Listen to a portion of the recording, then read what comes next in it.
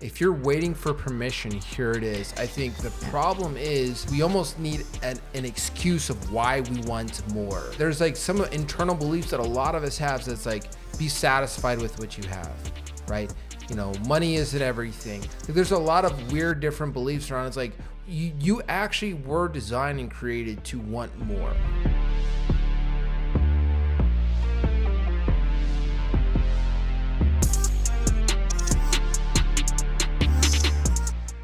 Welcome to the Takeover with Tim and Cindy, where we show you how to dominate every area of life and business. Let's get winning. Welcome back to the Takeover with Tim and Cindy. If you want more of anything or everything, today is the episode you're going to want to watch. And it seems like a really big promise. But one thing I do promise you is that if you listen to this, you will be able to get more, have more, and do more in every single area of your life. And not just a little bit more, a lot more. And have every area of your life synergistically work together to propel you to new heights. And not just one time, but over and over and over again. Now, Cindy, I know that all of this starts in the mind, where you're at in your mindset. So why don't you start us off with this episode of how do you see setting your mind for the right foundation to get more, do more, have more of everything? We're not, and like just to clarify, we're not just talking about in any specific business area. We're talking about everything: joy, happiness, fulfillment, health, relationships, money, like the giving you get to give at whether that's your charity or your church, whatever. We're talking about like literally every area of life. So where does your mindset need to be on a foundation to really start building this? Love this topic. The first thing that comes to mind for me is it's okay to want more. So if you need that permission, here it is. It's okay to want more. And coming to the realization that it's okay, I think is then you can take the next step into what does it look like to have more? It's okay to want more. And as you mentioned, Tim, it starts in the mind, right? I love this concept of think, feel, do, have. Okay? Think, feel. So you think it, you feel it. You do. You do it. And then you have it. So it starts in the mind. Anything that you want in life starts in your mind. So if I want more, say another word for more is abundance. I want success. I want wealth. I want abundance. I first have to think it in my mind. I have to believe that it's possible for me. I have to believe that more is available to me. And I have to start thinking about thoughts of abundance, of wealth, of success, of that more, whatever that looks like for you in that specific area. So it starts with that internal belief in the mind that it is possible for you. Now that you have the thinking part, then your thoughts become how you feel. Right? So I think and then I feel. Thoughts bring emotions, right? So as you're thinking about more and abundance, you're filling yourself with emotions of potentially joy and excitement and enthusiasm. So how I think is how I feel, right? So your thoughts become your emotions.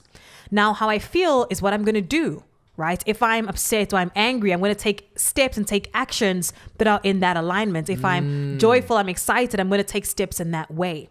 So as I think, so I feel, as I feel, so I do. Those are the actions I'm going to take. And then as I do, so I have, right? So the more actions that I'm doing in that area, my mind is now going to start to come up with ways to have more. So I'm going to take the actions that are in alignment with having more, right? So I'm going to do more activities, or I'm going to invest more. I'm going to, whatever those actions are for the outcome that you want. And then that is the outcome that you are going to produce, which is the have.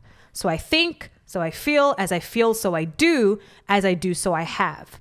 And so in order to have more, we rewind, it starts with thinking more, right? It's having thoughts of abundance. It's having thoughts of wealth. It's having thoughts of success. It's having thoughts of having amazing relationships. It's having thoughts of having sound health and wellness, right? It starts in the mind and believing that it's possible for you. And one thing I really liked is at the beginning you said, if you're waiting for permission, here it is. I think the problem is there can be we almost need an excuse of why we want more, because there's almost like there's some internal beliefs that a lot of us have that's like, be satisfied with what you have, right? money isn't everything. Like, there's a lot of weird different beliefs around. It's like you actually were designed and created to want more. Like, the reason why we have modern life, we have airplanes, we have people that invented the refrigerator, we have modern medicine, is because people wanted more. Yes. If people didn't want more, if your ancestors did not want more, we wouldn't have the modern world. We would still be living off the land. We would still have an average life expectancy of 30. We would not be living. So you have to start with that foundation of being okay to say, I want this, and this, specifically in these areas of life, without making any excuses of why you want them, or having any reason why you want them. You can literally say, here's what I want in this area, this area, this area, this area, this area. And why do you want it? Because I want it. And if it wasn't for that desire, we wouldn't have the modern world that we have now. We wouldn't have safety and security and refrigeration. So I think starting off with that core belief of this is what I want is so critical, without giving an excuse to why you want it. Love it. My question is when you say think, what does that mean? Right? Like, what does that mean practically? How do we start thinking about these things properly? Yeah. I always think about the thoughts that you think every day determine the person you're becoming. So my thought pattern, the story I'm telling myself, those thoughts that come into my mind day in and day out, that's determining the actions that I'm taking, which is determining the person I'm becoming. Yeah. So in order to have a different outcome, you need a different thought pattern or different thought life, right? So this could be as practical as writing out your goals. Because when you write something down, it's also changing what's happening in your mind. Yes. Affirmations, it's affirming the good things that you want, right? Yes. It's visualizing, that's changing your thoughts, visualizing the positive outcomes that you want, the vision for your life that you want, the dreams and the goals that you have. And so always think about this, ladies and gents. Your thoughts determine the person you are becoming. So if you have thoughts of lack, of doubt, of insecurity, there's no way you can have more, right? Because it starts at the thought level. So in order to have more, I have to think about more. I have to think about thoughts of abundance, of success, of amazing wealth, whatever that looks like for you in those different arenas of your life that you want more, you have to start thinking about more. So it's like, if, let's just say I want X amount of money. Then I'm like, okay, I want this much money. What would that look like in your mind? Like, what does that look like to have that money? How, and then how, so I feel it could start being like, how would it feel to have that kind of money? How would it feel to have that kind of business? How would it feel to have that kind of relationships? So as you can start thinking about it, you start visualizing it, you see it. Then is that what you mean by like the feeling part? Like, as you think, so you feel, like you start to change the way exactly you feel. Because you mentioned before, a lot of like what we think is determines who we become. The problem is, what do most people think about? The past, and generally the failures of the past. And so they keep thinking and feeling based off of past events. What this is doing is this is grabbing a future that you want and bringing that feeling into the present. Yes, absolutely. Another thing on thoughts too, it's not just enough to say, I want more. Yes. You have to get specific. So here's where goals come into play, right? Whatever it is that you're putting out there, I want more money, I want more health, I want more abundance. It's not just enough to say more, because more in your finances could be $1 more, is it $2 more? Like, how much more do you want, right? And so the more specific you can get in what you want and determining what it is that you want in your health, your relationships, etc., the more tangible and the more real it's going to become in your mind, feeling it before you have it, and then the actions that you're going to take as a result. So get specific, get hyper specific on what it is that you want. Certain amount of money, put a monetary value on that. In your relationships, paint the picture, get in detail of what it looks like. The more specific you can get, the higher the chances of that actually coming to pass. I love that. And I know Andrew Carnegie said in Napoleon Hill, if anybody doesn't know, these are like old school folks back in the 1800s, 1900s. Andrew Carnegie was the richest guy of his time. And I'm actually doing a deep dive study on him right now. Very, very interesting but he said the starting point of all achievement is desire. So before you go out and you start even putting the work in, the step one that you got to do is you got to get a burning desire for that goal. And so that's the think, the feel. The reason why he said that is because once you create a burning desire for something, you're creating like a subconscious motivation and fuel that's going to keep pushing you. Yes. You know, there's those things, like if those that are listening to this, there are those things that you could just do and like 10 hours passes and you're just energized by it. And you're like, oh shoot, I got to go to sleep now. But that was awesome. That's because there's some kind of burning desire or motivation in there. Yes. When you can really make that thing you want become a burning desire through the thoughts and the feelings and repetition of that over time, you actually, Andrew Carnegie's whole thing is you actually reprogram yourself and your desire to want to pull you towards that so that your motivation, your feelings, your desire can keep pushing you and pressing you. Yes. So it's people want to go, okay, cool, like let me write this down and move to the next thing. But spending time and energy there and feeling that, like for me, when I'm visualizing my goals, I don't know what it is. When I visualize getting a phone call and hearing the valuation of our company, and then I look over at you in my visualization and go, we did it.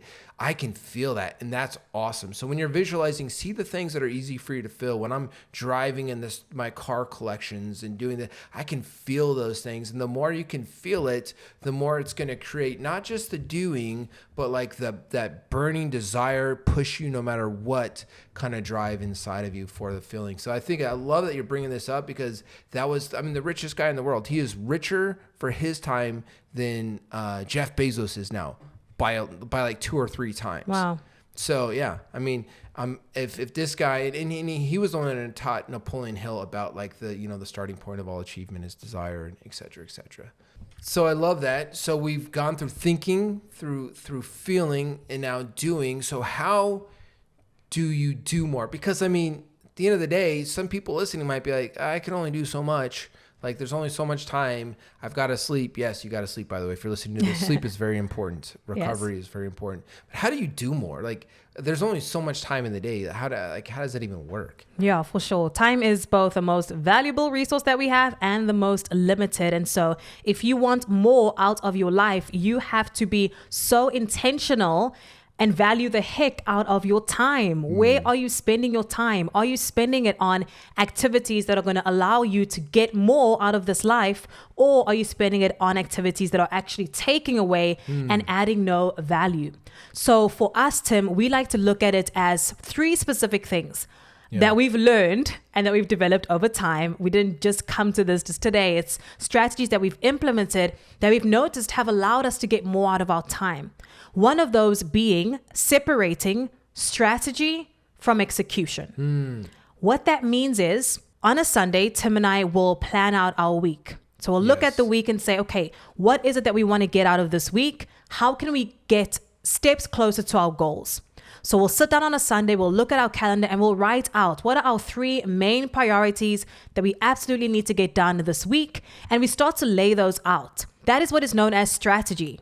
So when we go into the week, Monday to Friday, we're not focused on, okay, what should we be doing? Where should our focus be? We're focused on execution because we've already mapped the strategy out. So you could do this on a weekly basis, right? Separating strategy from execution. You could do this on a day-to-day basis. You could do this with your team. If we are getting on a team meeting and we want to value the heck out of our time, we're not going to brainstorm on a team meeting. We're going to strategize in advance and bring new ideas to the team meeting versus wasting that time. So we're getting really intricate about the details here because your time is so valuable. So if you want to get more out of your week, take time on a Sunday or on a Friday or on a Monday to plan out what you're going to work on. Because if you are doing that on the time when you should be executing, you are taking so much out of such valuable time that should be spent on execution to get you more. So doing more isn't about necessarily spending more time. It's about getting more done. More output. More output for the input. So separate strategy and execution. And I know for us, planning the week, strategizing what are the primary goals for the week, what are the primary tasks for the days. That allows us just to wake up, get into it, and stay focused. So what else can we do to get more done with our time. Yes, love that. Another thing we can do is leverage. So leverage is using external resources, other people's skills, other people's time to get a certain output. Because we know that our time is limited. We can only do so much in a day, right? And of course, we want to optimize as much as possible. But how much more output can we get if we are leveraging other people's time or other people's resources or other people's talent and skills? So very practically, for example, in our lives, we've implemented that we have a cleaning lady. She's amazing. So somebody that comes into our house to clean. We have somebody that preps our meals. We have teammates, right, that meet with clients. We have teammates that run our marketing tech. We have teammates in all areas of the business so that Tim and I can focus on what we do best so we can get more output out of that. If I had to spend time in my week cleaning and focusing on this and doing laundry in all these different areas, my time would be worth less, right? I'd be getting less done with my time. I think of leverage as using other people's skills and talents and abilities so that they can do certain things so I can get more output. Yeah. So, I mean, and on top of that, you're giving an opportunity to, like, you know, the cleaning company that we hire to come clean our house. We're giving more revenue, more opportunity for them. For the person that does all of our meal prep, pre-cooks all of our meals for us, we're giving more opportunity to them. So we're trading a low leverage task, meaning something that does not produce a high outcome based off of, if we look at all the things we could be doing, cleaning and cooking meals is not a high leverage activity for us. Yep. So we're trading our low leverage activities to somebody that's a high opportunity. Yes, right? Love that. And so just never think of it as like you're giving away a bad job to somebody that's now giving a bad job to somebody. You're giving away a low leverage opportunity for you to somebody else that it will be a high opportunity for them. And so the best way to look at it is, where is my highest producing activities, right? You know, if I'm a salesperson, that's going to be on the calls selling people. It's not going to be doing my admin, right? So if I'm a high earning sales professional, I'm going to hire an executive assistant. I don't need my company to hire that person, right? If I'm running a business and there's certain admin tasks like I need an EA for, and my time is best spent working with the team, I'm going to figure out where is the highest leverage activity my time and energy should be spent on, and then try to get rid of everything else. Yes. For like literally highest leverage activity and get rid of everything else. Yes. And also when you're thinking about what's going to give me the most output, right? That's where I want to spend my time. And that may be money, could be revenue for the business. So I know this activity is going to give me more revenue for the business. So as the owner, I want to focus my time on that. Maybe it's also, this is the one thing that's going to give me more joy, more fulfillment, more happiness. So I want to spend my like 2 hours a week or 2 hours a day, like going into nature. And that's a high leverage activity for me. So it's whatever's going to allow you to do more, get more, feel more. You want to focus your time, energy, attention on those. And yes, ruthlessly eliminate everything else, right? The smaller leverage activities that you're doing, like admin or maybe potentially cleaning, or you have to identify what that is for you in your life. So as you remove those things, that's going to allow you to do more and get more out of your time, which is your most valuable resource. Yep. It's like the 80-20 rule, right? Like what is the 20% of the highest leverage activities that produce 80% of your income, of your happiness, of your joy? Put all your activities on that and then eliminate the other 80%. Yes, absolutely. So evaluate your time. Where is your time spent right now? Every hour of your waking day matters. So you have to be intentional. If you truly want more, and that is what you are resolving to have, you have to be meticulous about every hour of every day and where it's spent, because your time is such a finite resource. And if you want more, you have to know how to leverage to get more. Yeah, and I love that.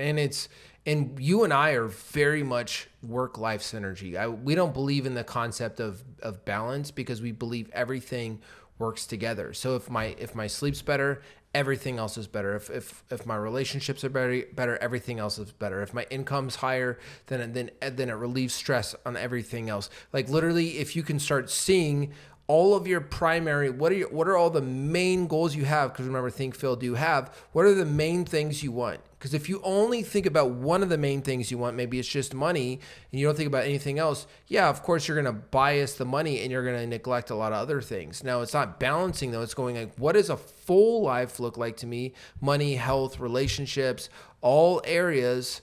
And then when you start focusing on all of those, what are the primary in all those areas? Because I promise you, when all those areas that make you happy, healthy, whole are high, like just high performing, that makes them all synergistically be even more high performing. It's like exponential how they work together. Like if my health is good, my energy is better. I'm going to show up more sharp on my team meetings. I'm going to do better in sales calls. Any environment, I'm going to do better in my relationships. I'm going to do better in every area. When my relationships are happy, healthy, I bring that into the workplace. When my workplace is good, I bring that into everything else. And so I also want to think about, like, as you're really optimizing that, really not cutting things out that are important to you, but seeing them as all as working together as synergistic. And there will be times when you're sacrificing some things for the short term to hyper focus on other things, but that's more of just thinking of what do I want in a long term and sacrificing now for something in the future. For me personally, I know you kind of look at it a little bit differently. For me personally, I always think of like, where are like the lowest hanging fruits, like just the clear, blatant, I shouldn't be doing. I could easily get somebody else to do this, like house cleaning, food prep. That's like a clear, easy. I have no interest in doing that. And I got that outsourced first, because sometimes you can't do everything all at once depending on where you're at with your finances. So what are like kind of the easiest ones for you to start outsourcing and having somebody else do for you? Another thing I want to add on to how to get more out of your time is as simple as removing distractions. So many of us are so hyper distracted that in a 24-hour period, we're getting such little work done that we could be actually getting more out of our time. And so think about, how can you eliminate distractions in your day-to-day? When you are working on a task, put your full focus on that one thing. Remove all distractions, put your phone in the other room, make sure that you're not getting distractions all around you so that you can actually get more done with your time. So if I'm blocking 2 hours on my day to get something done, best believe I'm going to get all of it done within that time and more than the average person is going to get done with those same 2 hours. Tim and I have looked at it. We'll get done in, say, one day, then most will get done in a week. Because we're hyper intentional about removing distractions. And so I want to summarize all of this as value the heck out of your time, because it's so valuable. And if you want more, you have to be intentional about your time. I promise you that we get more done in the first 3 hours of a day than the most people get done in their full day. I mean, we're probably in a full week. Yeah, in a full week. I mean, because you have to understand the science behind it proves that every distraction pulls you out of your focus, and it takes you about 15 to 20 minutes back to get back in. So just imagine the average person. They have their notifications up on their computer. They have their phone by their desk. They have people passing them by. Hey, I have a question for you. So imagine if you have 4 distractions in an hour, like let's just say they're equally spread apart. You have, distraction every 15 minutes. If it takes you 15 minutes to get back into work, that person is actually scientifically, like, it's proven that person is not going to be able to engage in any deep work whatsoever that entire hour. And so you imagine a full day, 8 hours of work, where you have 3 or 4 distractions happening an hour. And I'm sure if you're a person like I used to be, where your phone was on, your notifications was on, it's more like 5 distractions every 10 minutes, right? Or things or this or whatever. So if you're having that happen a full day, and then you, on the other side, you have, like Cindy and I, when we're in a flow block, which could be a 3-hour block, 0 distractions, we're getting 3 hours of intense focus, non-distraction work done. Whereas the average worker maybe doesn't even get any 1 hour of focus work done in the entire day, in the entire 8-hour shift. And so you have to realize this isn't just like an idea or some frou-frou-y thing. This is proven over and over and over again scientifically, that if you can remove distractions from your environment at work, if you're at dinner, be at dinner. If you're with your family, be with your family. If you're at an event, be at the event. If you can be focused on the moment, you're going to by far get way, way more out of it and way more production in it. I love that you mentioned even outside of work, right? If you want more fulfillment, more joy, more intense relationships with your family, with your partner, it is being super present, right? While you're with them and removing those distractions. So I wanted to highlight what you said there because that's so, so, so important. Awesome. So how do we get more though? Because we're pretty clear on how you do more. And there is some obviously correlation when you're producing and you're getting more done with work. You should be on the other side getting more. But let's talk about specifics beyond just the obvious facts of, hey, if I get more done at work, I'm going to get more back coming to me. Let's look at how we actually get more. What are some hacks or secrets that you would say for actually getting more? Yeah. One thing that we've done that has allowed us to get more has been spending more in a very smart way, right? We've been intentional about spending, or rather investing in things that are going to bring us a return. So for example, we invest in a course or a training program that's going to give us more knowledge so that we can get more in a certain area of our business. And so the more that we've invested and given more, invested in ourselves, invested in areas that we wanted to grow in, the output has been more growth. Yes. We've gotten more output, more revenue, more income for ourselves. And so I think a very good rule is, in order to get more, you have to be willing to give more. You have to be willing to invest. You have to be willing to spend money on a marketing avenue or marketing campaign so that you can get more clients. You have to be willing to give in order to get. One thing is we're really obsessed about profitability. Your company needs to be profitable, and we're always working on that. We've been focused on pulling profits out of our company, even when we were very small. That allowed us to take that profitability. What most people don't know is you want to, number one, be profitable. And number two, you actually got to put money into coaching, into mentor, into training, into growing your business. And this last year, it was just an insane amount of money. When I looked at the numbers by the end of the year, I was blown away how much money we had spent on events and coaching and mentoring and programming. But the growth we've had, the people we've become in this last year is mind blowing. And so I know for us, we're not just saying to do it. We're saying from experience, every time we've invested in a program, in a training, we've always done that from the mindset of we are investing in ourselves, and we are promising and guaranteeing ourselves that we're going to get a return. And we've seen it every single time. I think people are waiting for the big breakthrough to invest, to make the thing. People are waiting for the creativity to then commit. But the reality is that commitment always comes before the creativity. Yeah, absolutely. Absolutely. And so if you want to get more, be willing to invest, be willing to spend, and you do it in a smart way. It's not being reckless and not being silly or being stupid about it, but you're being smart to invest so that you can get more output, right? So, if you want to grow in your revenue, I need to double down and spend more on marketing and sales so that I can get the revenue and I can get the clients. So definitely spend more if you want to get more. And on the other side of that as well, I'm thinking of this from specifically a business standpoint. If you want to get more, be willing to give more value. Yeah. So if your service costs $1,000 a month, for example, how can you give $3,000 or $4,000 worth of, say it's marketing or whatever that service is, so it shows that you're giving more value for what the person's actually investing. And we've done this very consistently with our company, where we give more value than what customers and clients are expecting. And as a result, they stay with us longer. They spend more money with us because we are giving more value up front.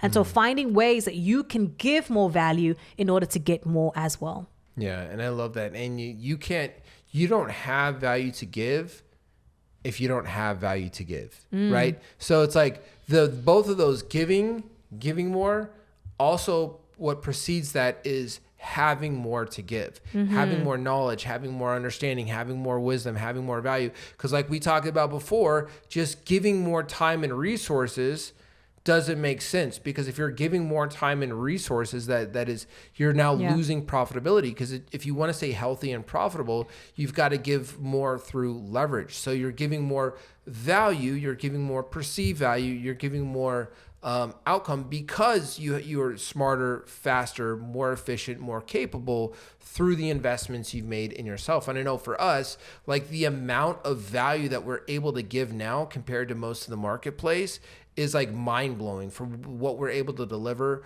just because of who we are, the company, what the company's become, the systems we've built and the processes we've built. So it is a process, but to give more without just completely just running yourself dry, you do have to first have more to give. And that comes through investing in yourself. I know the smartest investor, or one of the smartest investors, there's lots of them, but Warren Buffett, probably the most well-known investor, Warren Buffett says the best investment you can make is in yourself. Yes. And if this is coming from one of the most successful, by far, probably the most well-known investor in the world, if he says your best investment is to invest in yourself, that does all of that to be able to give more, get more, have more, do more, all comes from the foundation of investing in yourself and betting on yourself. And I think that's what we've consistently done since we've been working together. But this last year, I think we invested in ourselves miles beyond anything we've ever done. Yes, absolutely. Whether you are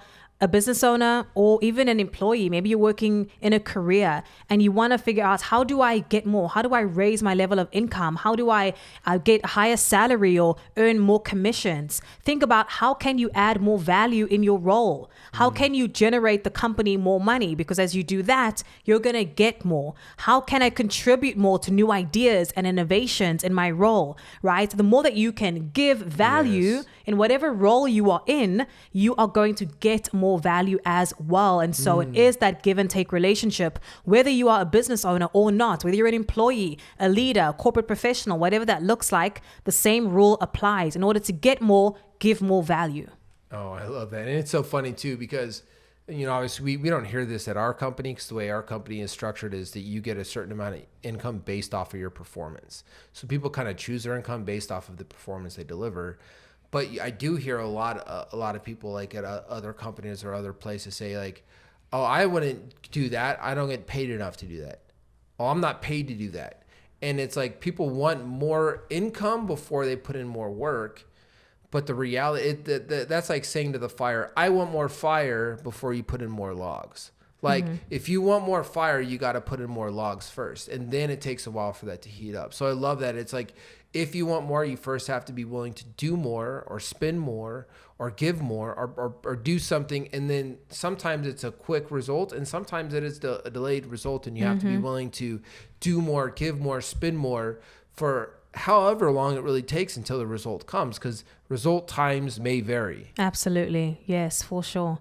Such a good conversation around how do you get more out of your life, whether it's in your health, in your fitness, or your career, or your finances. You can have more. And I hope that through these practical tips that we gave you today, that you can acquire more.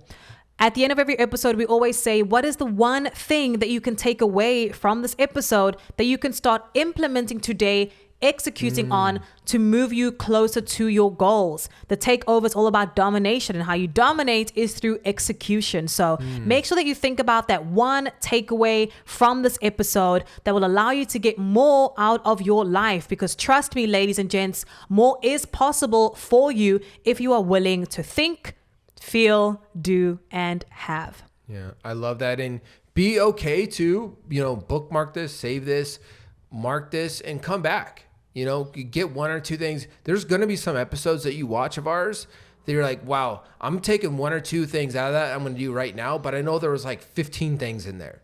So if there's this episode or any of the episodes stick out to you, just like listen to it 2, 3, 4 times this next week. Just put that on repeat and then implement one new thing, 2 new things every time you listen to it.